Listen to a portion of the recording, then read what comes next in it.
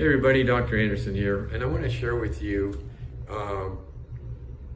the fact that our YouTube channel is growing, and we're proud. It may not be a lot compared to some of the big time people on YouTube, but we're approaching maybe 4,000 subscribers, and that's awesome. And it's kind of been carried along, I think, primarily by my expertise to reverse restless legs and also work with people with neuropathy, but probably a lot of it's more my restless legs expertise because I published a book and a paper to back up that we can help people with restless legs. But that's not our number one video. Our number one video has to do with COVID vaccine. And I want to wrap this all together. This will be kind of a random thing because I went out on my weekend hike. I go hiking and ideas pop in my mind. And today I thought, I think I'll clean up coming to the office here in our surgical center because this is where we do our surgeries. And I guess this is my studio, but just share with you some interesting thoughts. And it has more to do with COVID than it does anything else because a while ago, it might have been about a year and a half ago, we put out a video on YouTube, and it was about a lady named Kim. And that video didn't do much. I mean, I think it got on YouTube in March of that year and probably had less than 100 viewers from March until maybe October of that same year. So several months.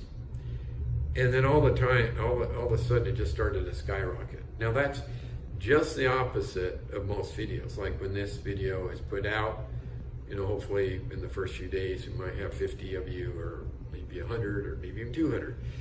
But it starts out fast and then it kind of starts to plateau and taper off.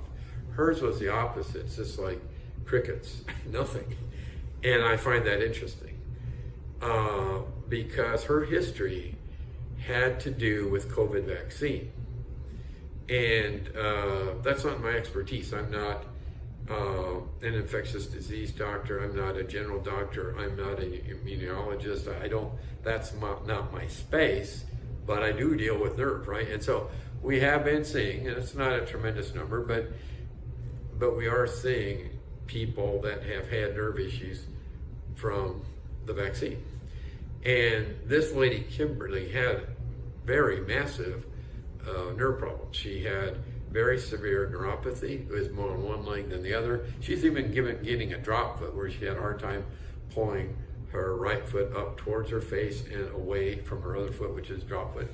And she had very good success with surgery. She had to go through 2 different sessions. We had to open up multiple nerve tunnels in the lower extremity. We did decompression surgery on her. So it helped her tremendously. Now you might ask, well, how can that be? Well, what I believe happens is, and again, this is just the hypothesis, is that if you have pre-existing tight tunnels, like a carpal tunnel would be an example of a tunnel, and then you have something toxic happen to your body, and in this case it could be the COVID vaccine so basically it was possibly toxic to her nerves, and it made her nerves more sensitive to the compression that was already pre-existing. So she wasn't presenting with any symptoms. And maybe even later in life she would have had symptoms. But the vaccine was what tipped the cart. It created so much possible toxicity of the nerves that now that compression created damage or sensitivity to the nerves. And so she came in with all kinds of neurological changes, like a feeling, lack of strength, and thank God we were able to help her. But my point is this: that video, I think, is kind of giving me a sense of you, the viewers out there, on a national level, your concern and your critical thinking now about COVID and how it was handled and the whole vaccine.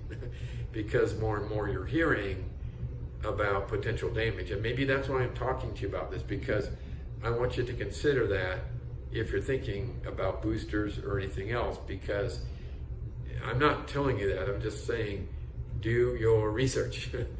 because looking back now, I think a lot of you are questioning, well, this could have been handled differently. You might be hearing things about, ventilators. Maybe ventilators should have been used. Maybe they were not good. They could have been killing people. There are many doctors out there that are censored. There are doctors that were talking about ivermectin and other medications that could have been used instead of the vaccine, or early on it could have been done, but then we weren't able to use those, but now we can. And so I think you're questioning a lot of things, and which is good, and I think that's how it should be. And my point is, the idea of me helping you with your restless legs is why I get on here and talk so much, because it's the idea of you accepting that, or thinking about it, or being critical minded about it.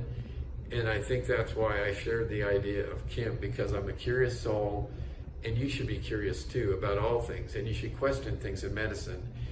And unfortunately, I feel the longer we go on in medicine, and I've said this in some other videos, medicine is getting not into fixing things as much as it is doing maintenance programs, doing things that might maintain you, not fix you, but maintain you. And I think some of that I can blame on Big Pharma, because they want you to be on medication. They want to keep you on those medications. They want to prescribe it to the doctors. The doctors might buy into it. And I really, seriously and sincerely, most doctors are very smart, compassionate people, but especially I think the younger ones aren't critical thinking, and maybe just kind of buy into that, and aren't as geared to fix and figure out problems. And in fact, maybe the whole medical healthcare system right now isn't geared that way, because it takes money to do research. And where's that going to come from? It's going to come from Big Pharma, and it's going to come from medical device companies.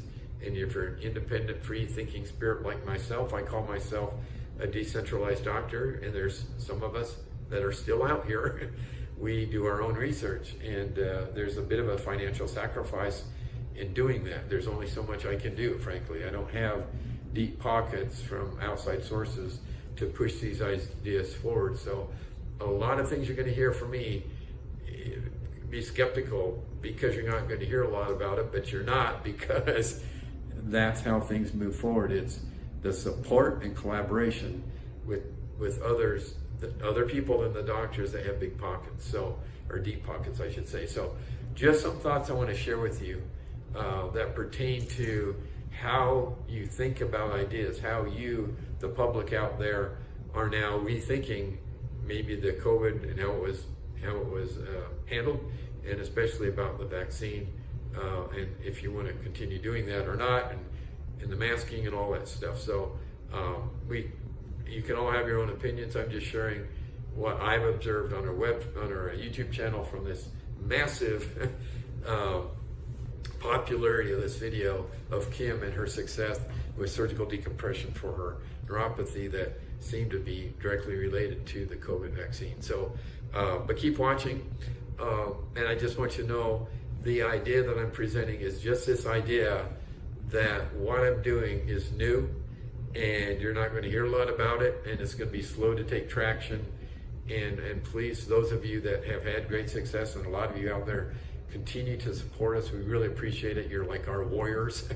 We call you our Frontiers Group warriors, because you are the ones that maybe came in from a Facebook support group, and now you're going back, sharing your successes with them to promote the idea that maybe they too can have some hope to reverse their restless legs. So anyway, thank you for watching.